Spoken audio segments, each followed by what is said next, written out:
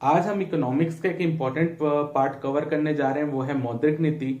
इस पार्ट से हर साल पेपर में क्वेश्चन जरूर आया, चाहे वो 2 नंबर में हो, 4 नंबर में हो, 8 नंबर में हो या 15 नंबर में हो। हर साल इससे कोई ना कोई क्वेश्चन पेपर में पूछा गया है। तो जो आज का वीडियो है उसमें हम बेसिक वो चीजें कवर कर रहे हैं जो पेपर में अधिकतर पूछी जाती हैं।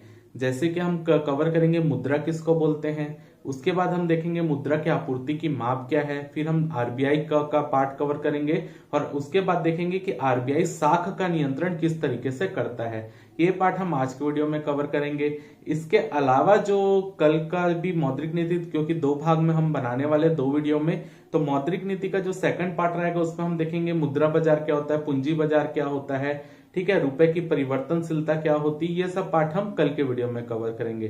तो आज के वीडियो में अधिकतर हमारा वो पार्ट कवर हो जाएगा जो अधिकतर पेपर में पूछे जाते हैं। तो ये काफी ज्यादा इंपॉर्टेंट है। तो चलिए चालू करते हैं। हम सबसे पहले देखते हैं कि मुद्रा किसको बोला जाता है, यानी करेंसी किसको बोला जाता है। तो मुद्रा वो चीज होती है जिससे हम किसी भी वस्तु या सेवा को खरीद सकते हैं, ठीक है। तो मुद्रा का अगर हम सामान्य परिभाषा देखें तो मुद्रा किसी आर्थिक लक्ष्य की प्राप्ति का साधन है, अर्थात जो दूसरों की वस्तुओं और सेवाओं को प्राप्त करने के लिए दी जाती है। यानी अगर हमको कोई वस्तु खरीदनी हो या कुछ सेवाएं प्राप्त करनी हो तो उसके बदले हम जो चीज देते हैं वो चीज होती है मुद्रा। तो हम मुद्रा किसी को देंगे तब हमको उससे वस्तु या सेवा प्राप्त होगी। तो आपको याद रखना है, मुद्रा किसी आर्थिक लक्ष्य की प्राप्ति का साधन है, अर्थात जो दूसरों की वस्तुओं और सेवाओं को प्राप्त करने के लिए दी जाती है। नॉर्मल करेंसी की परिभाषा ये होती है। यहाँ पर एक इंपॉर्टेंट करेंसी की परिभाषा जो पेपर में आती वो होती है सांकेतिक मुद्रा क्या होती है, टोकन करेंसी क्या होती है। तो अगर किसी करेंसी में, जैसे कि अगर हम एक एग्जाम्पल से समझते हैं, आपके पास एक सिक्का है, उसमें 10 रुपए लिखा हुआ है, ठीक है। तो ऐसा तो नहीं कि उस सिक्के का मूल्य 10 रुपए है, ठीक है। तो यहां पर कहने का मतलब ये होता है कि ऐसी करेंसी जिसमें अंकित मूल्य उस मुद्रा को बनाने में लगे मूल्य से अधिक होता है उसको बोलते हैं हम सांकेतिक मुद्रा। यानी केवल आपको ये 10 रुपए अदा करने का वचन देता है बैंक, या आप बोल सकते हो आरबीआई, ठीक है, कि 10 रुपए यहां पर धारक को पे करने का ये वचन दे रहा है। लेकिन इस सिक्के को बनाने में तो 10 रुपए नहीं लगा है, यानी इस सिक्के को बनाने में जितना पैसा लगा है उससे ज्यादा उसका अंकित मूल्य है, ठीक है। तो यहां पर इस करेंसी को बोलते हैं टोकन करेंसी, जो हर देश में यूज होती है। हमारा जैसे 2000 का नोट है, उस नोट को बनाने में 2000 रुपए थोड़ी लगा है, यानी उसका अंकित मूल्य उस वस्तु को यानी उस नोट को बनाने में लगे मूल्य से अधिक होता है।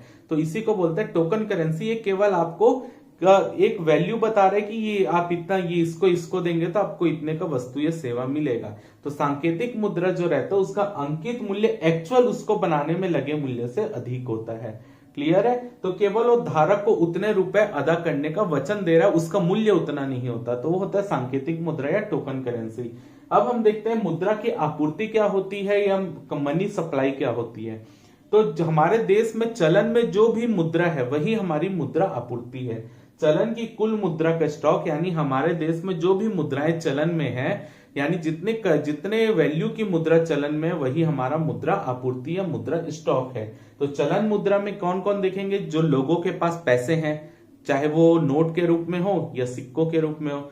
लोग अपनी बचतों को कहाँ जमा करते हैं, बैंकों में जमा करते हैं, डाकघरों में जमा करते हैं। तो जो बैंक और डाकघर में जमा है वो भी हमारी चलन मुद्रा में, यानी हमारी पूरी अर्थव्यवस्था में कितनी करेंसी अभी फ्लो में है वही बताता है मुद्रा आपूर्ति।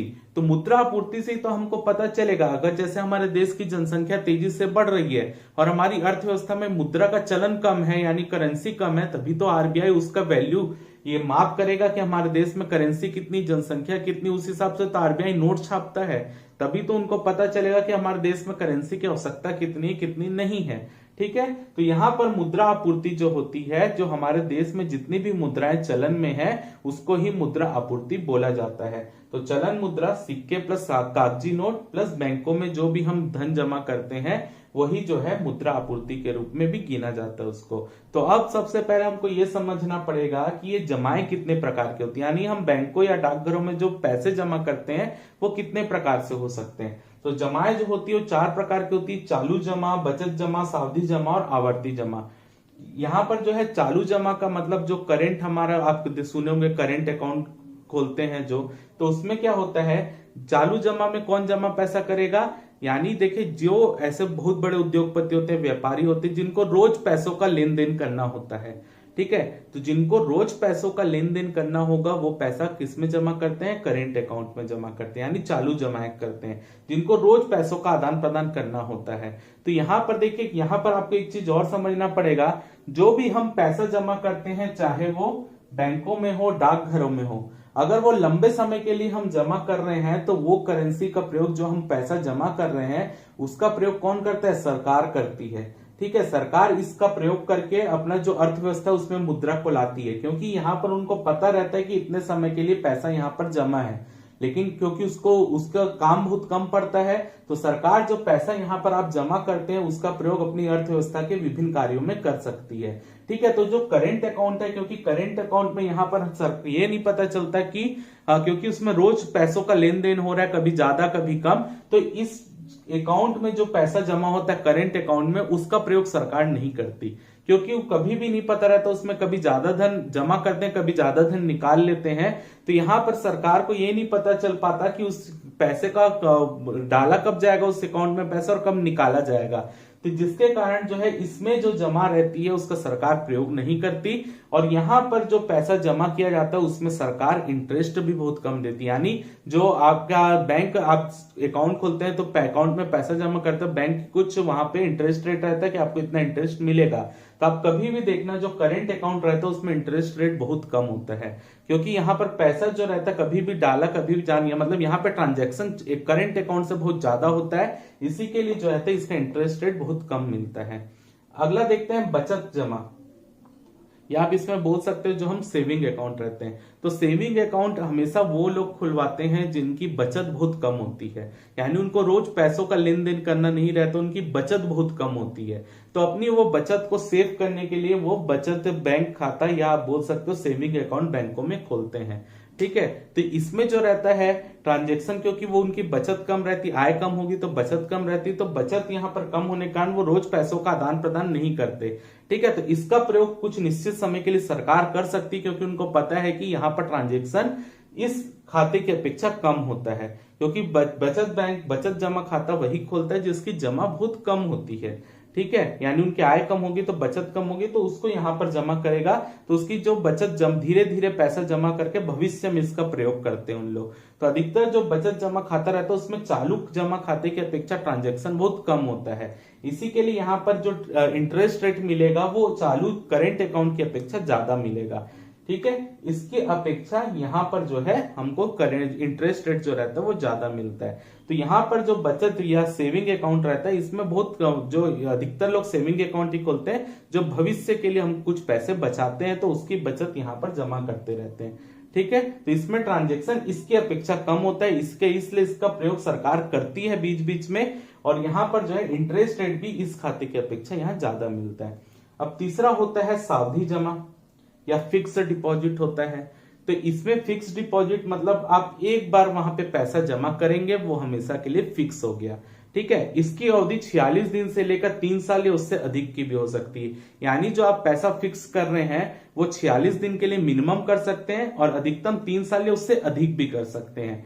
तो यहां पर आपको केवल एक बार पैसा जमा करना होगा, जब आप पैसा जमा करेंगे तो आपको रिसिप्ट मिलेगा उसमें कि ये यहां पर आप इस तारीख को पैसा जमा कर रहे हैं, इस तारीख को आपको पैसा निकालना है, जितने मान लीजिए आप 2 साल के लिए फिक्स डिपॉजिट किए हो तो 2 साल बाद आपको निकालना है, 2 साल बाद आप निकालेंगे तो आपको इतना ब्याज के इंटरेस्ट मिलेगा और इतना धन आपको वापस किया जाएगा, ठीक है। तो यहां पर जो अपना मूलधन रहेगा उसमें ब्याज जोड़ के हमको सीधा मिलेगा जो भी पैसा मिलना है। तो आप जितने दिन के लिए फिक्स डिपॉजिट कर रहे हो आपको एक साथ वहां पे अमाउंट को जमा करना पड़ेगा, और उसके बाद आपको जो दिन डिसाइड होगा 46 दिन मिनिमम होना चाहिए, उससे ज्यादा 3 साल या अधिकतम उससे ज्यादा भी हो सकता है। तो यहां पर आपको रिसिप्ट मिलेगा, उस रिसिप्ट में भी लिखा रहेगा आपने कितना धन जमा किया है, कितने साल बाद आपको ये धन को निकालना है और कितना ब्याज मिलेगा, सब चीज यहाँ पर इस रिसिप्ट में लिखा रहता है। तो ये होता है फिक्स डिपॉजिट, ठीक है।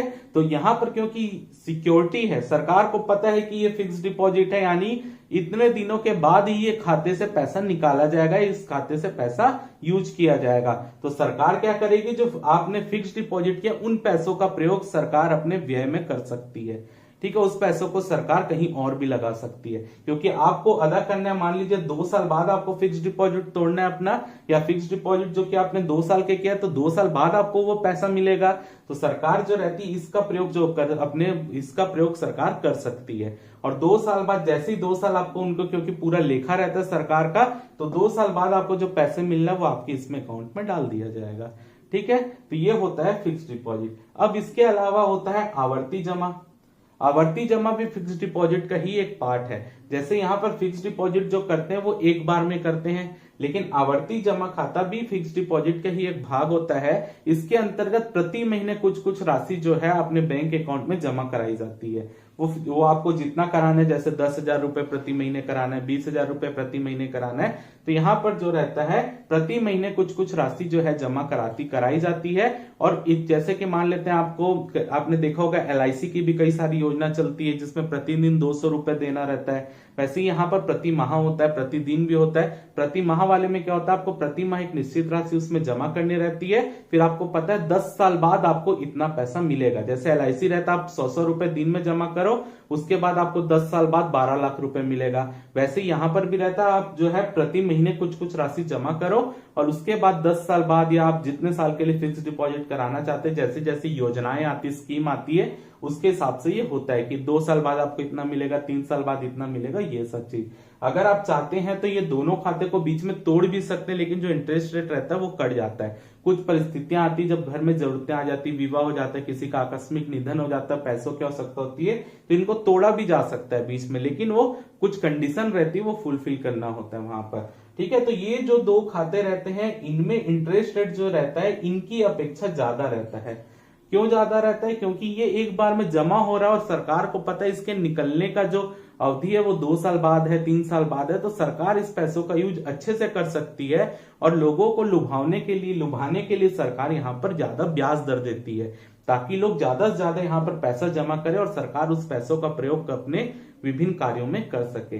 ठीक है, तो ये 4 प्रकार की जमाएं होती है जो आपको याद रखना है। जो हम मुद्रा की आपूर्ति पढ़ेंगे तब आपको ये सभी चीजें काम आएंगी। ठीक है, तो अब यहां पर क्या हुआ, RBI ने विभिन्न कार्य दल गठित किए, क्योंकि RBI को यह पता लगाना बहुत जरूरी था कि हमारे देश में करेंसी का फ्लो कैसा है। तो ये पता लगाने के लिए RBI ने अपना दूसरा कार्यदल गठित किया था 1977 में।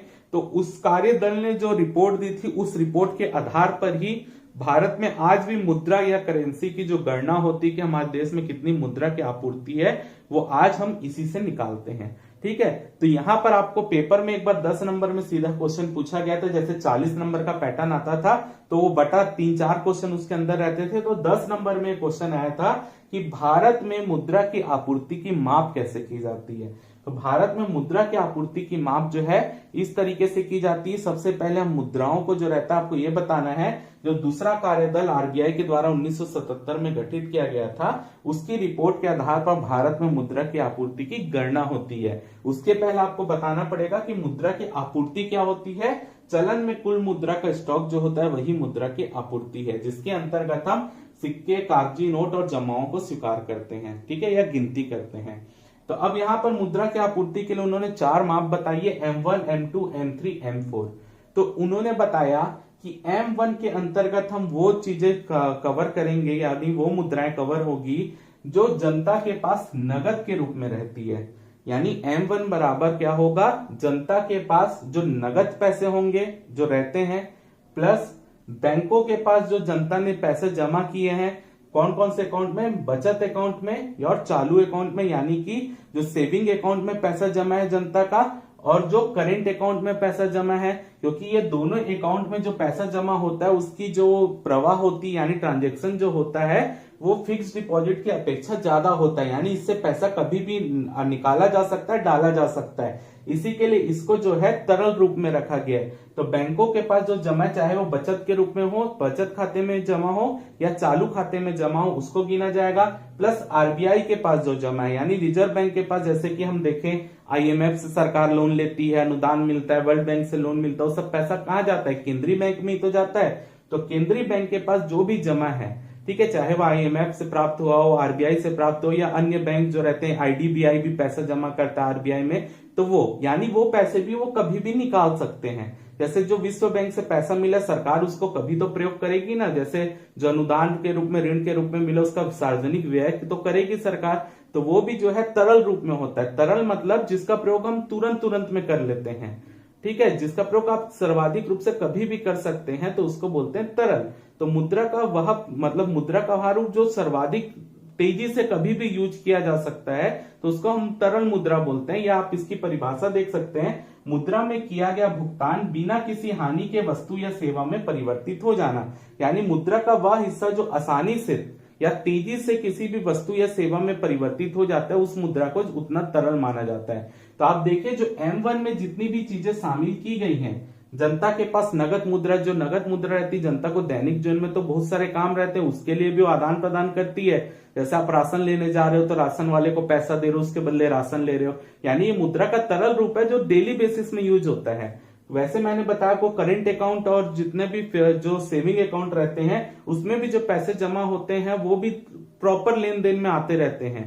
तो इसके लिए जो है यहाँ पर इसको भी तरल माना गया है। और RBI के पास, जैसे कि मैंने बताया, विश्व बैंक ने पैसा जो सरकार को दिया या IMF ने दिया, तो वो भी सरकार डेली बेसिस में यूज करती है, उसको रोज देना पड़ता है, तो वो भी तरल रूप है। तो यानी जो M1 करेंसी है या M1 जो मुद्रा की माप है, ये सर्वाधिक तरल माप है। यानी इन मुद्राओं का प्रयोग जो होता है वो डेली बेसिस में होता ही रहता है। तो M1 जो होता है उसको बोलते हैं हम सर्वाधिक तरल मुद्रा। अब देखते हैं M2, जो मुद्रा की आपूर्ति की दूसरी माप है, वो है M2। तो M2 बराबर होता है M1 प्लस डाकघर में बचत जमा। यानी जितनी जो M1 में जो सर्वाधिक तरल मुद्रा है, M1 में जो भी मुद्रा आती है, प्लस अगर उसमें हम डाकघर में जो बचत जमा होती है, जो बचत खाते और सेविंग अकाउंट में हम जो पैसा जमा करते हैं, वो सब जो होता है, अगर उसको जोड़ दें हम M1 में, तो वो मुद्रा कहलाएगी M2। क्लियर है? तो याद रखना है यहाँ पर जो M1 जो होता है वो सर्वाधिक तरल मुद्रा होता है, M1 से कम तरल होगा M2, क्योंकि जो डाकघर में पैसा जमा होता है, आपने देखना कभी भी वो बैंकों में जो पैसा जमा होता है वो सर्वाधिक तौर पर डेली बेसिस में हम करेंट अकाउंट, जो यहाँ पर आपके जो सेविंग अकाउंट रहता है, तो पैसा हम ज्यादा निकालते हैं, लेकिन डाकघर में जो पैसा रहता है बैंक की अपेक्षा कम निकाला जाता है। इसी के लिए M2 में जो है M1 प्लस डाकघर में बचत जमा रखा गया है। तो डाकघर में जो भी बचत बैंक खाता होता है उसमें जो जमा होती है उसी को हम बोलते हैं M2। तो M2 जो है वो M1 की अपेक्षा कम तरल होता है। हम जैसे जैसे आगे बढ़ते जाएंगे उसकी तरलता उतनी कम होती जाएगी। तो आपको याद रखना है कि M1 और M2 को जो रहते हैं, इन दोनों को हम संकुचित मुद्रा बोलते हैं।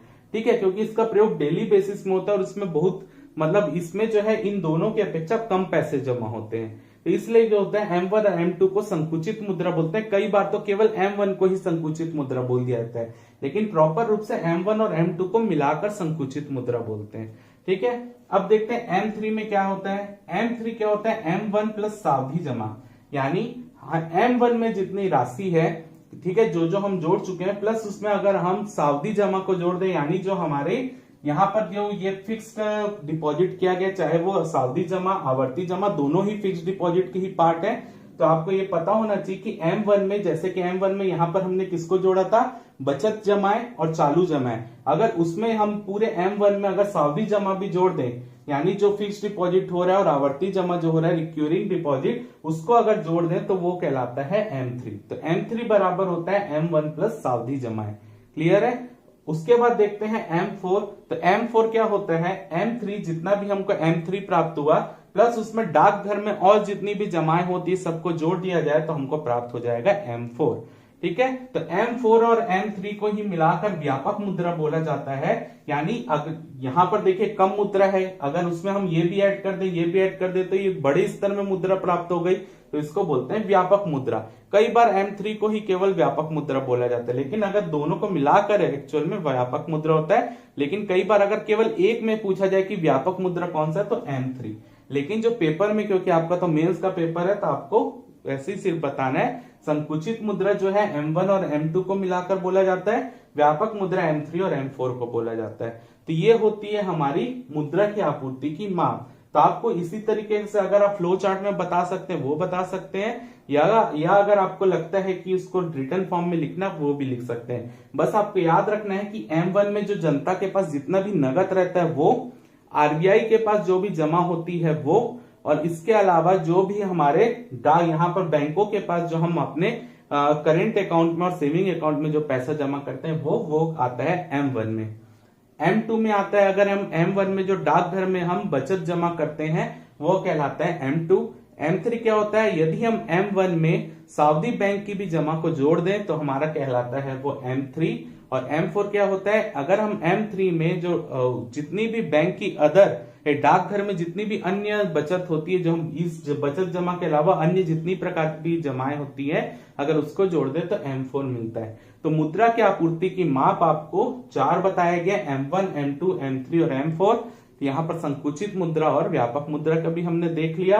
तो ये होता है मुद्रा की तरलता भी हमने देख लिया, मुद्रा क्या है वो भी देख लिया, और यहाँ पे मुद्रा की आपूर्ति का भी देख लिया। तो ये वाला पार्ट हमारे यहाँ पे कवर होता है। अब हम कवर करते हैं जो हमारे देश का केंद्रीय बैंक होता है आरबीआई, वो किस तरीके से काम करता है, और उसी के अंदर हम देखेंगे सस्ती मुद्रा नीति, महंगी मुद्रा नीति, ये सब क्या होता है जो पिछले बार के पेपर का क्वेश्चन था।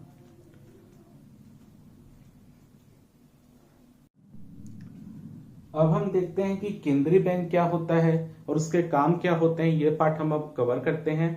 देखिए केंद्रीय बैंक, जैसे कि आपने देखा होगा हर देश में बहुत सारे बैंक होते हैं, तो हर देश के जो भी जितने भी बैंक है उनको नियंत्रित करने के लिए एक सर्वोच्च बैंक की स्थापना की जाती है जिसे हम केंद्रीय बैंक बोलते हैं। जैसे कि भारत में बहुत सारे बैंक है, एसबीआई है, प्राइवेट बैंक बहुत सारे हैं, गवर्नमेंट बैंक जो राष्ट्रीयकृत बैंक है वो बहुत सारे हैं, लेकिन उनको नियंत्रित करने की जो संस्था होती है वो होती केंद्रीय बैंक, जो कि हमारे यहाँ आरबीआई है। तो आरबीआई ही जो है हमारे पूरे मुद्रा बाजार यानी कि जो हमारे जितने भी बैंकिंग सिस्टम है सबको कंट्रोल करने का काम करता है आरबीआई।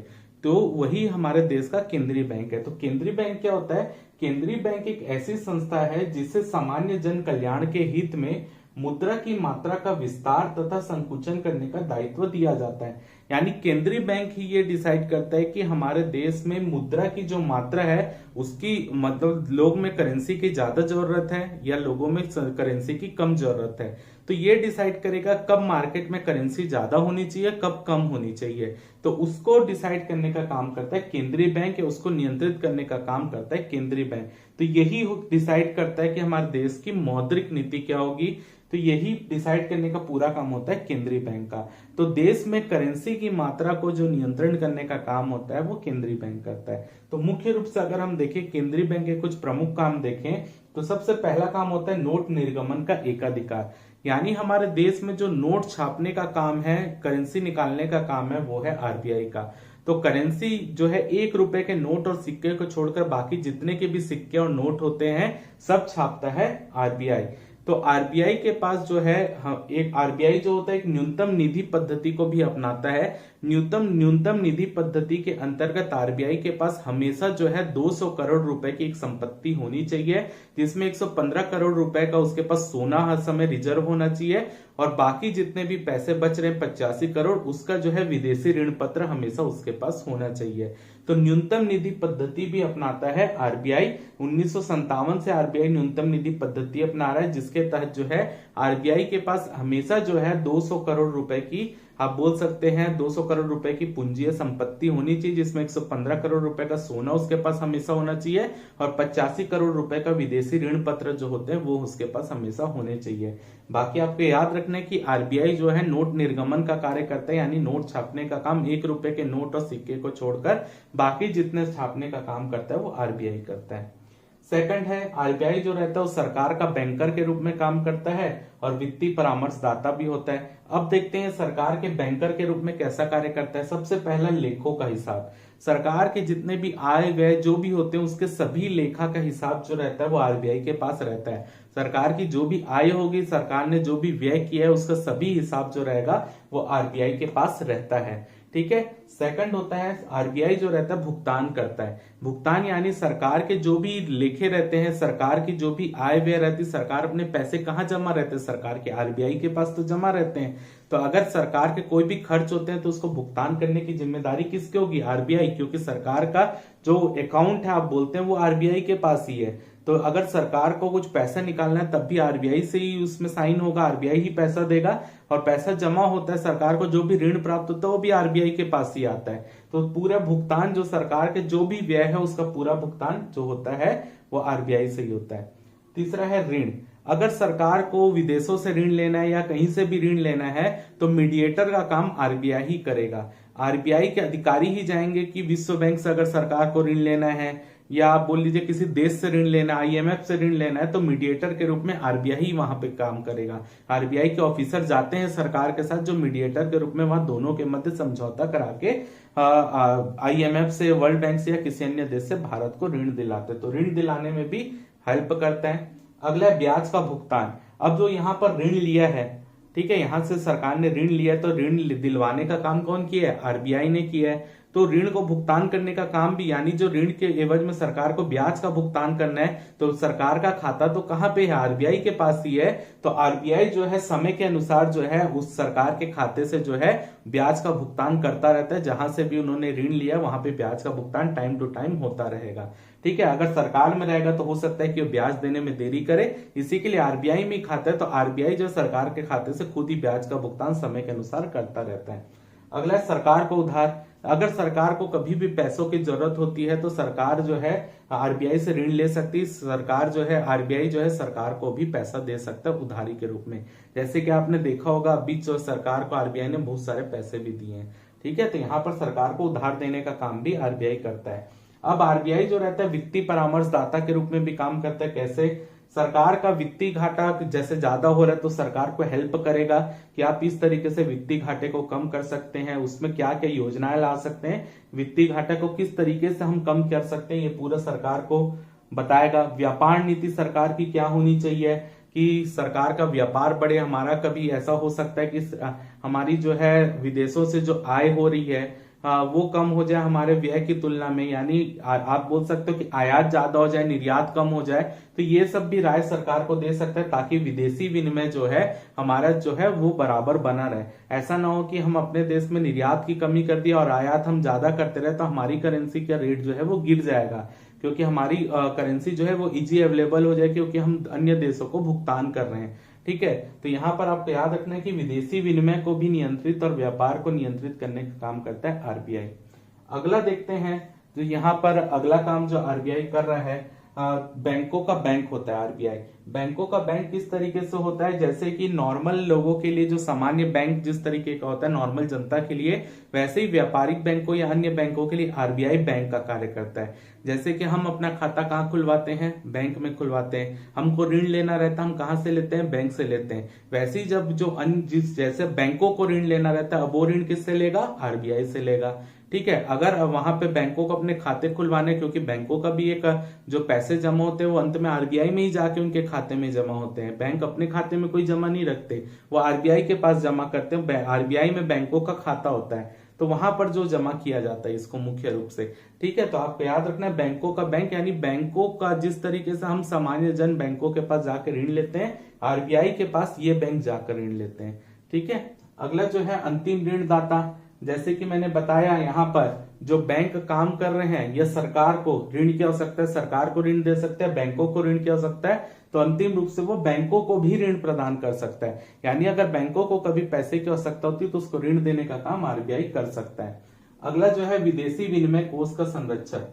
विदेशी विनिमय कोष का संरक्षक कहने का मतलब यही है कि ये मुख्य रूप से जो है भुगतान संतुलन को नियंत्रित करने का काम करता है।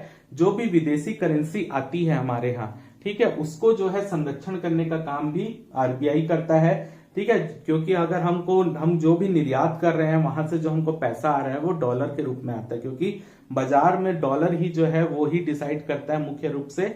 जो अंतर्राष्ट्रीय व्यापार होता है वो डॉलर में होता है, तो डॉलर को मुख्य रूप से आप बोल लीजिए या विदेशी मुद्रा को संरक्षण करने का काम जो है आरबीआई करता है। जो भी हमारा अन्य देशों की मुद्राएं होती है वो आरबीआई कुछ मात्रा में उसको संरक्षित करके रखता है। तो अभी अगर हम देखें तो वर्तमान में जो आरबीआई की विदेशी विनिमय कोष है वो 430 बिलियन डॉलर का है। ठीक है, 430 बिलियन डॉलर जो है आरबीआई का विदेशी विनिमय कोष वर्तमान में है, लगभग। ठीक है, ऊपर नीचे होता रहता है। अगला जो है आरबीआई समाशोधन गृह का कार्य करता है। समाशोधन गृह का कार्य, जैसे कि मैंने बताया कि अन्य व्यापारिक बैंक जो रहते हैं वो आरबीआई में अपने खाते खुलवाते हैं। ठीक है। तो आरबीआई में उन बैंकों का खाता है, तो ये बैंक क्या करते हैं, आपस में भी ऋण वीण लेने का काम करते रहते हैं एक दूसरे से। कभी कमी पड़ती तो वो आरबीआई से भी ऋण लेते हैं और अन्य बैंकों से भी आपस में भी ऋण ले लेते हैं कई बार। तो यहाँ पर क्या होता है कि ऋण लेंगे तो यहाँ इनके खाते तो इसी बैंक अकाउंट में है, मतलब आरबीआई के पास है।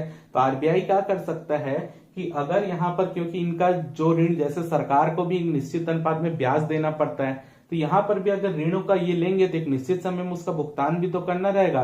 तो आरबीआई क्या कर देगा, स्वयं इसके अकाउंट, अगर ये मान लीजिए ये ए है, इसने बी प्राइवेट बैंक से या बी दूसरे बैंक से इन्होंने ऋण लिया है, तो ये क्या कर देगा कि जब ब्याज की डेट आएगी तो आरबीआई स्वयं ए के अकाउंट से पैसे यहाँ पे ट्रांसफर कर देगा बी में, जितना भी उसको करना है, क्योंकि पूरा लेखा जोखा तो उनके पास रहता ही है।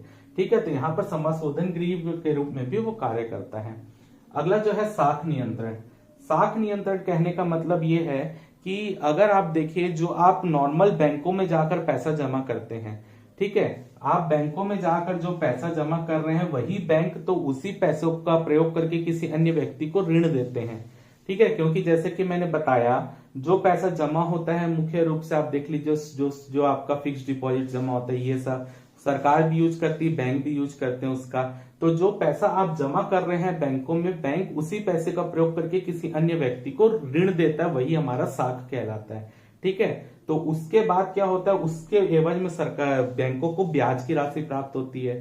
ठीक है, तो यहाँ पर साख नियंत्रण करना बहुत जरूरी है, क्योंकि अगर बैंक जो है वो लोगों को ज्यादा दरों में ऋण उपलब्ध या ज्यादा ऋण उपलब्ध करा देगा, तो अर्थव्यवस्था में करेंसी जो है बहुत आसानी से उपलब्ध हो जाएगी, जिससे मुद्रा स्फीति बढ़ेगी। क्योंकि मुद्रा स्फीति बढ़ने का मतलब ये है कि यहाँ पर अगर करेंसी, अगर बैंक ज्यादा ऋण देगा तो लोगों के पास पैसे ज्यादा आएंगे, पैसे ज्यादा आएंगे तो लोग जो रहेंगे, वस्तुओं की मांग ज्यादा होगी, मांग अगर ज्यादा होगी तो सीधी सी बात है उसकी पूर्ति भी हमको बढ़ानी पड़ेगी। अगर सप्लाई हमारी नहीं बढ़ी तो उस वस्तु का रेट बढ़ने लगेगा, जिससे महंगाई बढ़ने लगेगी। ठीक है, तो इसलिए जो है साख नियंत्रण करना बहुत जरूरी है, ताकि अगर यहाँ पर जो है साख नियंत्रित किया जाएगा, तभी जो है हमारे अर्थव्यवस्था को अच्छे तरीके से चलाया जा सकता है। तो साख नियंत्रण की दो विधि होती है, एक होती मात्रात्मक, एक होती गुणात्मक, जिसको इसके बाद हम डिटेल में देखेंगे। क्लियर है। अगला जो है विकासात्मक कार्य। आरबीआई जो होता है विकासात्मक कार्यों में भी पैसे लगाता है, जैसे कृषि क्षेत्र में भी आरबीआई पैसे लगाता है, ऋण देने का काम करवाता है। इसके अलावा अगर आप देखेंगे औद्योगिक क्षेत्र में पैसों की आवश्यकता होती है, तब भी आरबीआई उपलब्ध कराता है। यानी विकासात्मक कार्यों में भी आरबीआई पैसे दिलवाने का काम करता है। इसके अलावा आप देखें तो आरबीआई का दूसरा काम है आंकड़ों को एकत्रित करना, बहुत सारे आंकड़े एकत्रित करके वो अपनी मौद्रिक नीति तैयार करता है। इसके अलावा बैंकों का सर्वेक्षण, समय समय पर बैंकों के में जाकर उनका मतलब सही तरीके से उनका कार्य चल रहा है कि नहीं, उसके अधिकारी जाते हैं, पूरा परीक्षण करते हैं। यानी आप बोल सकते हैं उनके खातों का भी लेखा जोखा देखते हैं कि वो काम ठीक तरीके से कर रहे हैं कि नहीं। तो समय समय पर आरबीआई जो रहता है अन्य बैंकों का सर्वेक्षण भी करता रहता है। ठीक है, अब हम यहाँ पर कवर करेंगे जो अगला पार्ट है कि आरबीआई साख नियंत्रण किस तरीके से करते हैं, यानी जो टाइप हम लोग पढ़े मात्रात्मक और गुणात्मक, वो किस तरीके से करता है, वो पार्ट कवर करते हैं।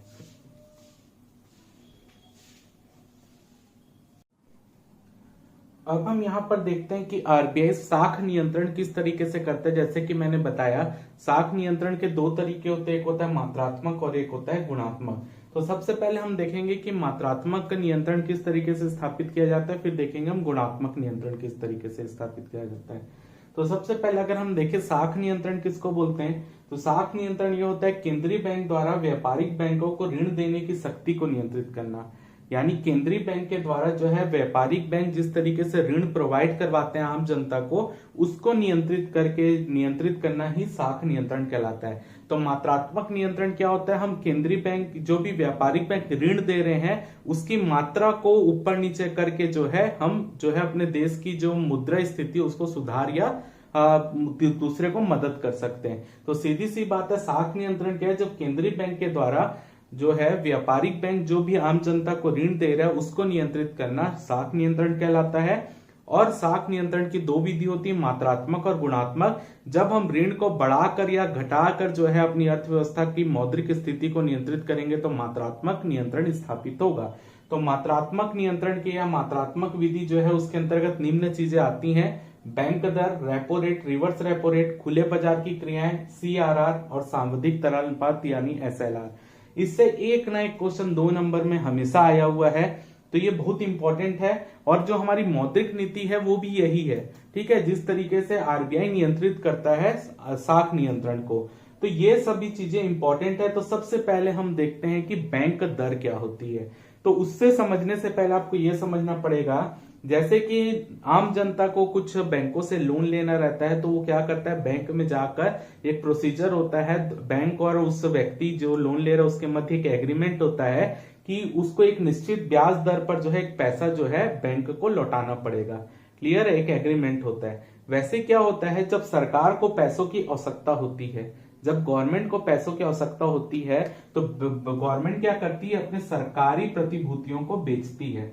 सरकारी प्रतिभूति के अंतर्गत ऋण पत्र आते हैं, ठीक है, और भी बहुत ज्यादा आते हैं, और चीजें भी आती है, लेकिन मैं आपको सिंपल भाषा में समझाने का प्रयास कर रहा हूं। कोई हम अपने को उतना डिटेल में नहीं जाना है, जो बस समझना है अपने को कि क्या होता है, सरकार को भी पैसों की आवश्यकता होती है। तो सरकार क्या करती है, जो उसकी प्रतिभूतियां होती है, उसको एसेट्स जो होते हैं उसको बेचने का प्रयास करती है, ठीक है। तो उसी में एक एसेट ये होता है, सरकार अपने ऋण पत्र जारी करती है। ऋण पत्र का मतलब ये होता है कि यहाँ पर सरकार क्या करेगी, एक निश्चित राशि में लोगों को बोलेगी कि आप इस ऋण पत्र को खरीदो और हम आपको 2 साल बाद 3 साल बाद जो है हम आपको इतना पैसा इस ऋण पत्र के एवज में देंगे। मान लीजिए वो ऋण पत्र जो है वो 1 लाख का ऋण पत्र मान लेते हैं, ठीक है, 1 लाख का ऋण पत्र है। तो इसका मतलब ये होगा कि जो व्यक्ति इस ऋण पत्र को खरीदेगा, मान लेते हैं वो 90,000 रुपए में इस ऋण पत्र को खरीदा, ठीक है। तो 1 साल बाद जो है सरकार उसको, मान लीजिए 1 साल के लिए सरकार भेज रही है, बेच रही है, तो 1 साल बाद जो है सरकार उस व्यक्ति को 1 लाख रुपए का जो है भुगतान करेगी, क्योंकि 90,000 रुपए में खरीदा, तो सरकार 90,000 रुपए लेकर उसको 10,000 रुपए एक्स्ट्रा देगी, वो ब्याज के रूप में। तो जो एक्स्ट्रा दे रही है उसी को बट्टा बोलते हैं मेन रूप से, ठीक है, बट्टा बोलते हैं। तो जो यहाँ पर जो ऋण पत्र ले रहा है, तो यहाँ पर जो भी ऋण पत्र ले रहा है तो उसके ऊपर पूरा लिखा रहेगा कि आप, सरकार ने इतने रुपए में इसको खरीदा है, 1 साल बाद, अगर जैसे 1 साल के लिए खरीदा है तो 1 साल बाद जो है सरकार आपको इतना पैसा अदा करेगी।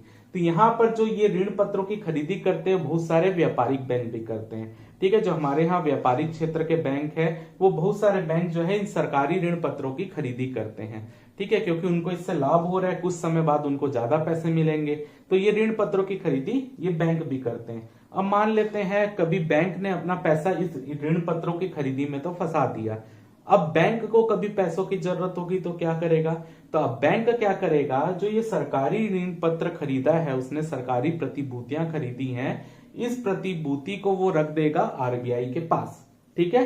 यानी उसने क्या किया, अब बैंक ने अपना पैसा दे दिया सरकार को ऋण पत्रों की खरीदी में।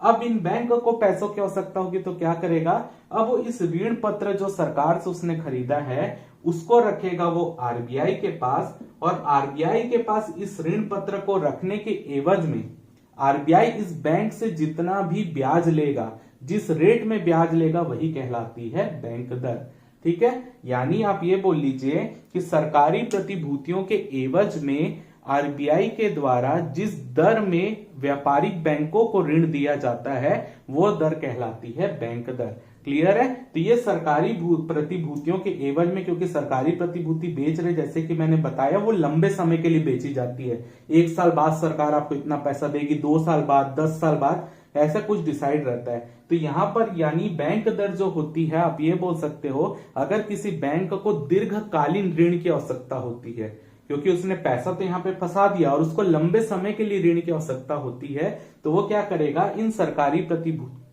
प्रतिभूतियों को आरबीआई के पास जमा करेगा अपनी गिरवी के रूप में, ठीक है, और या आप बोल सकते सेफ्टी के रूप में, और आरबीआई उस प्रतिभूति के एवज में जो इन व्यापारिक बैंकों को ऋण देगा, जिस रेट में ऋण देगा, जिस दर में ऋण देगा, वही दर कहलाती है बैंक दर। क्लियर है। यानी बैंक दर वो होती है जिसमें आरबीआई व्यापारिक बैंकों को जो है दीर्घकालीन ऋण की व्यवस्था करवाता है सरकारी प्रतिभूतियों के एवज में। क्लियर है। तो बैंक दर अगर आप देखें, अब किस तरीके से आरबीआई इन सबको नियंत्रित करता है वो पार्ट इंपॉर्टेंट है। अब देखिए यहां पर अगर सोचिए आरबीआई के द्वारा मान लेते हैं बैंक रेट को बढ़ाया जाए, आरबीआई ने क्या किया, अब बैंक रेट को बढ़ा दिया, यानी जो आरबीआई जो है बैंकों को जिस ब्याज दर पर ऋण दे रही है, अगर उस रेट को बढ़ा दिया तो उससे क्या फर्क पड़ेगा अर्थव्यवस्था में। अगर बैंकों का ये बैंक रेट बढ़ा दिया जाए तो सीधी सी बात है, जो बैंक जिस ब्याज दर से आरबीआई को पैसा दे रहा है, उनको ये रेट बढ़ेगा तो आरबीआई को उनको ज्यादा पैसा देना पड़ेगा। क्लियर बात है, जितना ये ब्याज का रेट बढ़ेगा उतना तो बैंकों को ज्यादा पैसा आरबीआई को देना पड़ेगा। तो इससे क्या होगा, अगर बैंक रेट बढ़ गया तो जो व्यापारिक बैंक है उनको आरबीआई को ज्यादा पैसा देना पड़ेगा, जिससे उन व्यापारिक बैंकों की, जो व्यापारिक बैंक है उनकी ऋण देने की जो क्षमता है वो कम हो जाएगी। जो ऋण देने की क्षमता है, ऋण देने की जो क्षमता है वो हो जाएगी कम। अगर बैंक रेट बढ़ गया तो बैंक रेट बढ़ने के कारण जो जितने भी बैंक है उनको ज्यादा पैसा जमा करना पड़ेगा आरबीआई में, ब्याज के रूप में ज्यादा पैसा देना पड़ेगा। वो तो निश्चित तौर पर उनको देना ही पड़ेगा। इसी के लिए जो ये व्यापारिक बैंक है वो जो जनता को ऋण दे रहे हैं वो उनकी ऋण देने की क्षमता अब कम हो जाएगी, क्योंकि उनको ज्यादा पैसा यहाँ पे आरबीआई में जमा करना पड़ रहा है ब्याज के रूप में। तो इसी के लिए क्या होगा, अगर बैंक रेट बढ़ेगा तो बैंकों के ऋण देने की क्षमता कम हो जाएगी। अब बैंक को ऋण देने की क्षमता कम होगी तो बैंक जिस ब्याज दर पर लोगों को पैसा उपलब्ध कराते थे, अब बैंक भी क्या करेंगे, अपनी ब्याज दर को बढ़ाने लगेंगे। क्लियर है, यानी जो जनता को बैंक पैसा प्रोवाइड कराते थे जिस ब्याज दर पर, अब बैंक भी अपनी ब्याज दर बढ़ाने लगेंगे जनता को लोन देने के लिए। तो सीधी सी बात है, अगर ज्यादा ब्याज दर होगी तो लोग जो है बैंकों से पैसा नहीं लेंगे, कम लेंगे। क्लियर है, तो सीधी सी बात है, अगर बैंक रेट बढ़ेगा तो बैंकों के ऋण देने की क्षमता कम हो जाएगी, और बैंकों के ऋण देने की क्षमता होगी कम हो जाएगी तो लोगों के पास जो बैंक से पैसा ले रहे थे उसकी मात्रा कम हो जाएगी। यानी हमारी अर्थव्यवस्था में जो मुद्रा फैली हुई थी अब उसकी मात्रा भी कम हो जाएगी। क्लियर है, यानी लोगों के पास पैसे कम हो जाएंगे क्योंकि बैंकों के पैसे देने की क्षमता कम हो गई, तो लोगों के पास पैसे भी कम हो जाएंगे। तो इसी को बोलते हैं हम महंगी मुद्रा नीति। ठीक है, अगर बैंक रेट बढ़ाने से बैंकों के ऋण देने की क्षमता जो है वो कम हो जाती, जिससे अर्थव्यवस्था में पैसे कम आएंगे, तो हमारे उद्योगों में पैसे कम लगेंगे, कृषि क्षेत्र में पैसे कम लगेंगे, यानी इन्वेस्टमेंट कम होगा। तो इसी को हम बोलते हैं महंगी मुद्रा नीति। सेम चीज अगर हम उल्टी कर दें, अगर हम बैंक रेट को घटा देते हैं, बैंक रेट को हमने घटा दिया, आरबीआई ने घटा दिया बैंक रेट को, तो आरबीआई बैंक रेट को घटा दिया तो जितना पैसा व्यापारिक बैंकों को आरबीआई को ब्याज के रूप में देना है वो पैसे अब कम देने पड़ेंगे, क्योंकि बैंक रेट की वैल्यू, ब्याज दर की वैल्यू घट गई है। तो अब क्या होगा, अगर बैंकों को यहां पर कम पैसा देना पड़ेगा तो बैंक जो है उसकी ऋण देने की क्षमता बढ़ जाएगी। यानी बैंक अब जनता को ज्यादा लोन दे सकता है, क्योंकि उसको जो है आरबीआई के पास कम पैसे देने पड़ रहे हैं, तो वो जनता को ज्यादा पैसे देगा। तो इसी के लिए वो क्या करेगा, अपनी ब्याज दरों को घटा देगा। बैंक जो है अपनी ब्याज दर को घटा देंगे, क्योंकि उसको पता है उसको आरबीआई के पास कम पैसे देना है ब्याज के रूप में। तो अपनी वो यहाँ पे ब्याज दर को घटा देगा, तो जनता ब्याज दर कम देकर क्या करेगी, बैंकों से ज्यादा पैसा लेगी। ठीक है, और बैंकों से ज्यादा पैसा लेगी यानी हमारी अर्थव्यवस्था में मुद्रा का प्रसार हो जाएगा। क्लियर है, तो अब यहां पर क्या होगा, मुद्रा का प्रसार होगा तो इन्वेस्टमेंट जो है वो किसी भी क्षेत्र में ज्यादा होगा। तो इसी को हम बोलते हैं सस्ती मुद्रा नीति। यही नीति होती है सस्ती मुद्रा नीति।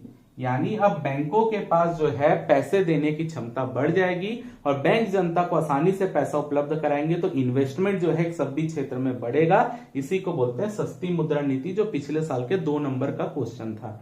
क्लियर है, तो बैंक रेट बढ़ाने से अर्थव्यवस्था में क्या होगा, मुद्रा का प्रवाह कम हो जाएगा, जबकि बैंक रेट घटाने से हमारी अर्थव्यवस्था में मुद्रा का प्रभाव बढ़ेगा, क्योंकि बैंकों के ऋण देने की क्षमता बढ़ जाएगी।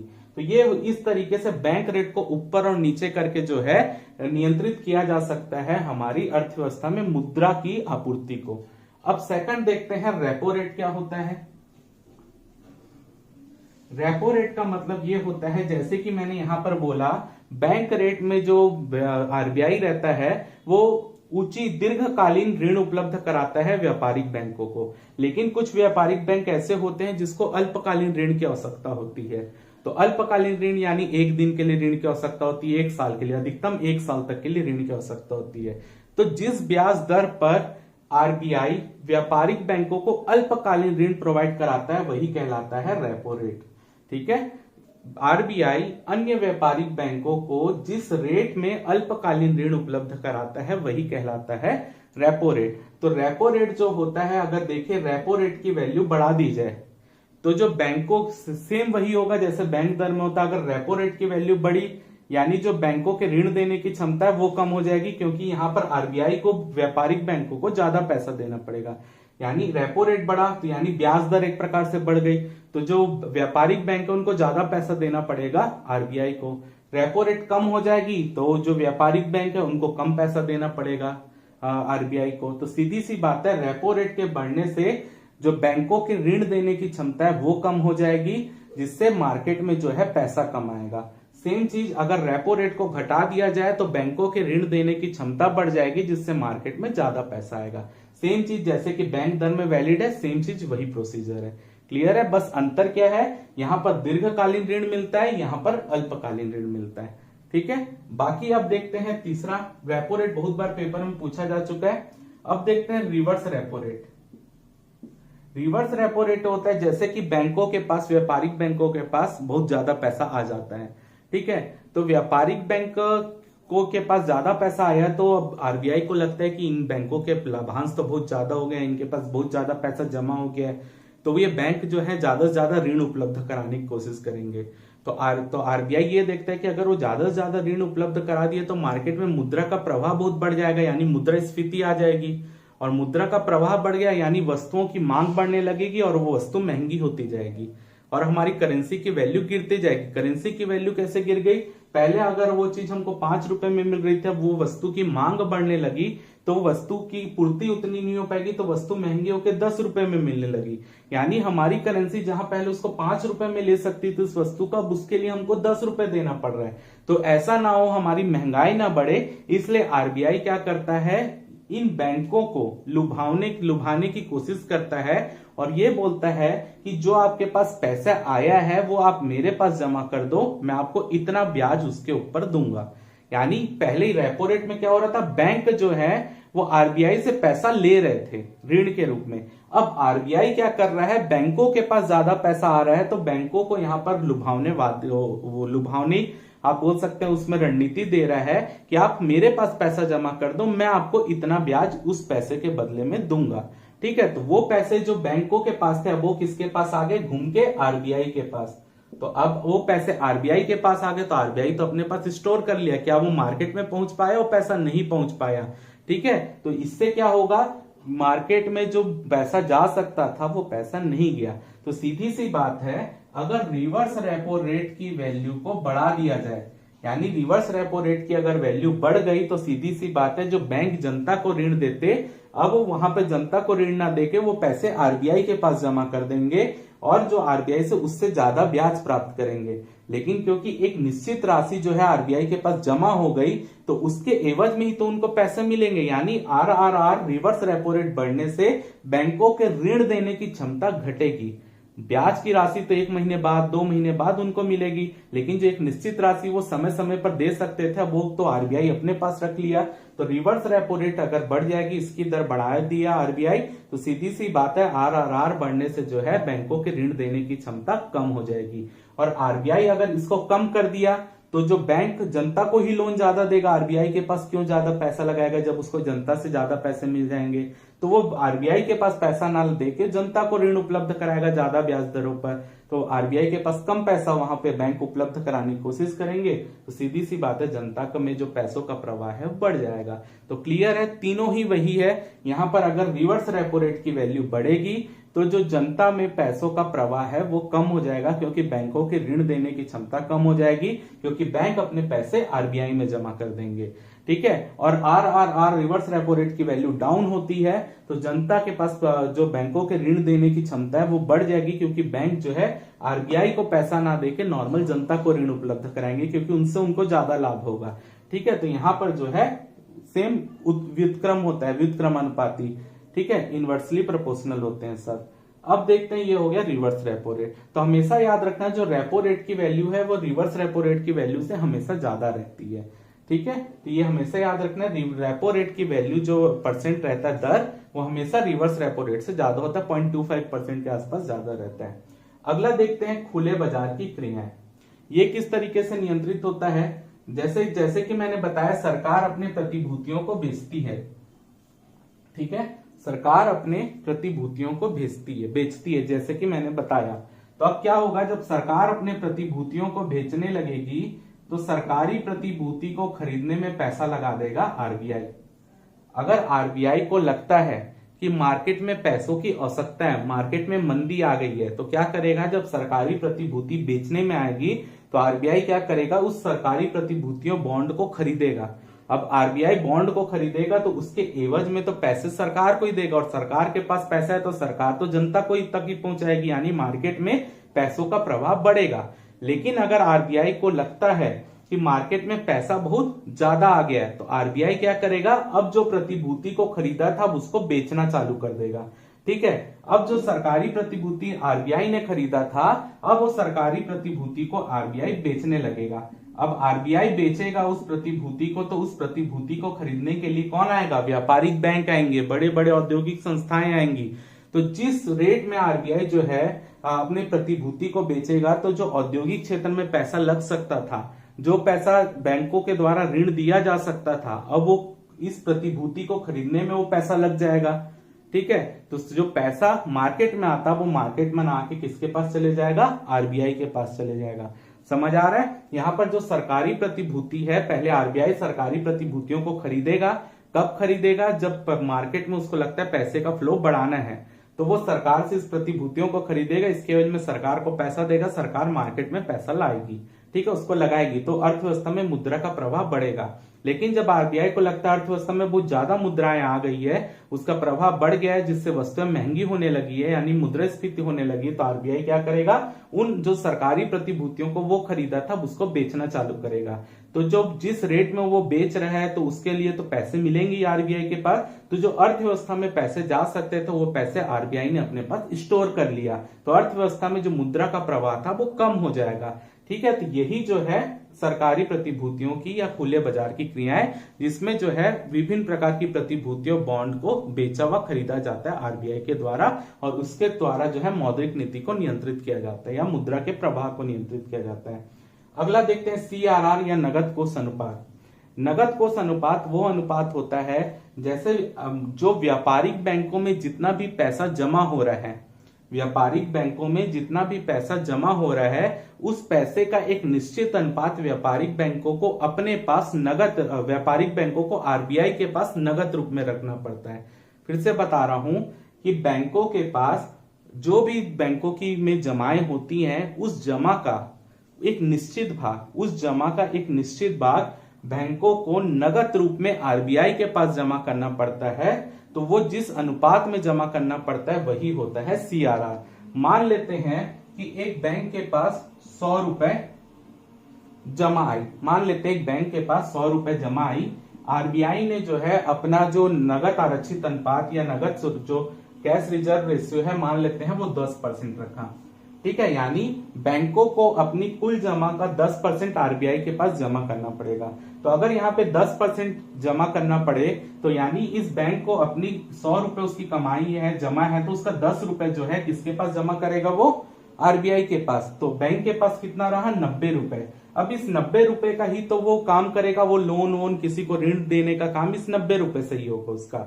सेम चीज अगर करें, इस रेट को बढ़ा दिया जाए, मान लेते हैं रेट को 20% कर दिया जाए, तो 20% करने से क्या होगा, आरबीआई जो बैंक के पास 100 रुपए आ रहा था, बैंक को 20 रुपए जो है वो आरबीआई के पास जमा करना पड़ेगा। यानी कुल जमा का 20% यानी 20 रुपए अब आरबीआई के पास जमा करना पड़ेगा। तो सीधी सी बात है, अब इस बैंक के पास कितने रुपए बचे हैं, 80 रुपए। तो सीधी बात है कि अगर सीआरआर की वैल्यू जितनी बढ़ाई जाएगी, बैंकों के ऋण देने की क्षमता उतनी कम होती जाएगी, क्योंकि कैश रिजर्व रेशियो यानी ये आरबीआई के पास जब पैसा उतना ज्यादा जमा करेंगे, तो सीधी सी बात है, पहले 10% था तो 90 रुपए ये ऋण के रूप में दे सकते, क्योंकि उनकी जमा 90 रुपए की बच गई थी। ठीक है, जो 90 रुपए वो अन्य लोगों को ऋण दे सकते थे, लेकिन अब जो है इसको बढ़ाने से 80 रुपए हो गया, यानी ऋण देने की क्षमता जहां पहले 90 रुपए तक का दे सकता था, वो 80 रुपए तक का दे सकता है। तो सीधी सी बात है कि अगर सीआरआर की वैल्यू बढ़ेगी तो मार्केट में जो है मुद्रा का प्रवाह कम हो जाएगा, क्योंकि बैंकों के ऋण देने की क्षमता कम हो जाएगी। अगर CRR की वैल्यू घटेगी यानी बैंकों को RBI में कम पैसा जमा करना पड़ेगा, तो उनकी जो है लोगों को ऋण देने की क्षमता बढ़ जाएगी, जिससे अर्थव्यवस्था में मुद्रा का प्रभाव भी बढ़ जाएगा। क्लियर है? अगला देखते हैं जो है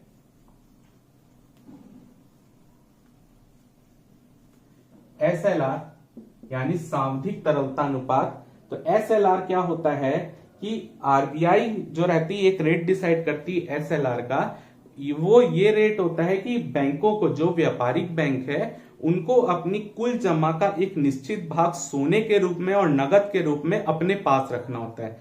CRR में RBI के पास जमा करना होता है, जबकि SLR में हर बैंक को, हर व्यापारिक बैंक को जो RBI के नियमों को फॉलो करते हैं उसके अंतर्गत एक निश्चित अनुपात में अपनी कुल जमा का एक निश्चित भाग सोने के रूप में और मुद्रा के रूप में यानी करेंसी के रूप में अपने पास जमा रखना पड़ता है। CRR में RBI को देते हैं, जबकि SLR में वो अपने पास जमा के रूप में रखते हैं। इससे ज्यादा मतलब आप बोल सकते हो जितना भी ये रहेगा उतना उनको रखना पड़ेगा। अगर नहीं रखता वो, तो वो बैंक RBI के नियम का उल्लंघन करेगा, तो उसकी बैंक की बैंक का जो उसको मिला हुआ है वहां पे सदस्यता वो चला जाएगा, यानी बैंक बंद हो सकता है। इसी के लिए हर बैंक को ये जो RBI का रूल फॉलो करते हैं उसके अंतर्गत अपनी कुल जमा का एक निश्चित भाग सोने के रूप में और मुद्रा के रूप में अपने पास रखना रहेगा उस बैंक को, तो उसको बोलते हैं SLR।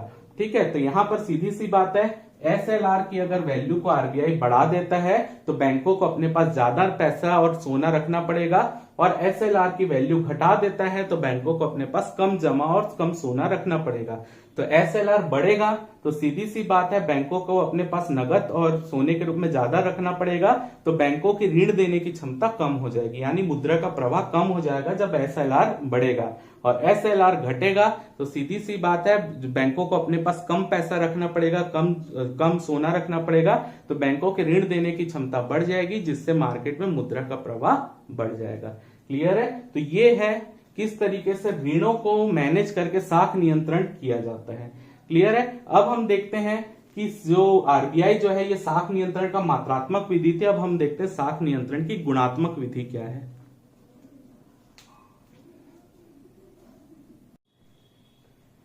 अब हम यहाँ पर साख नियंत्रण की गुणात्मक या चयनात्मक विधि देखते हैं। इसके अंतर्गत क्या होता है, किसी विशेष उद्देश्य के लिए जो बैंकों के द्वारा ऋण उपलब्ध कराया जाता है उसको नियमित करना ही गुणात्मक या चयनात्मक विधि कहलाता है। यानी कुछ जब ऋण विशेष उद्देश्य के लिए दिए जाते हैं, जैसे कि होम लोन दिया जाता है, एजुकेशन लोन दिया जाता है, यानी कुछ विशेष जो लोन सरकार बैंकों के द्वारा जनता को दिया जाता है उसकी दरों को नियमित करके जो है साख नियंत्रण करना ही जो है साख नियंत्रण की गुणात्मक विधि कहलाता है, चयनात्मक विधि कहलाता है। यानी हम विशेष क्षेत्र का यहाँ पर चयन कर रहे हैं जिसमें हमको जिसकी दरों को बढ़ाकर या घटाकर जो है हम साख की मात्रा को नियंत्रित कर सकते हैं। तो सबसे पहले होता है साख की राशनिंग। साख की राशनिंग जो है पहली विधि होती है इसके अंतर्गत क्या होता है, जैसे कि आपको पता है कि जो हमारे यहाँ के व्यापारिक बैंक है उनको ऋण प्रदान करने का अंतिम जिम्मेदारी किसकी होती है, अंतिम ऋणदाता कौन होता है, RBI होता है। तो RBI जो होता है वो ये डिसाइड कर सकता है कि वो कौन से बैंकों को ऋण देगा, किस बैंक को कितना ऋण देगा, उसका कोटा भी डिसाइड कर सकता है। तो अगर उसको लगता है कि इस बैंक को उसको इतना ही ऋण देना चाहिए, जब उसको लगता है अर्थव्यवस्था में मुद्रा का प्रवाह तेज हो रहा है तो वो ऋण की मात्रा को घटा भी सकता है। अगर लगता है कम प्रवाह हो रहा है मुद्रा का तो उसको बढ़ा भी सकता है। हो सकता है कि कोई बैंक अच्छे से काम ना कर रहा हो तो उसके द्वारा जो ऋण दिए जा रहे हैं वो NPA भी तो बन सकते हैं, गैर निष्पादित संपत्ति, जैसे हमारे यहाँ NPA ज्यादा हो रहा है तो वो क्या करेगा, उन व्यापारिक बैंकों को कम ऋण देगा। यानी यहाँ पर RBI ये डिसाइड कर सकता है कि उसको किस बैंक को कितना ऋण देना है, देना भी है कि नहीं देना है, ये या कोटा परमिट भी कर सकता है कि हर बैंक का कोटा बांट देगा कि SBI को 50% देना, उसको 10% देना, ऐसा भी कर सकता है। तो ये डिपेंड करता है RBI के ऊपर कि वो कौन से बैंक को कितना ऋण देना चाहता है। अगला उपभोक्ता साख नियमन।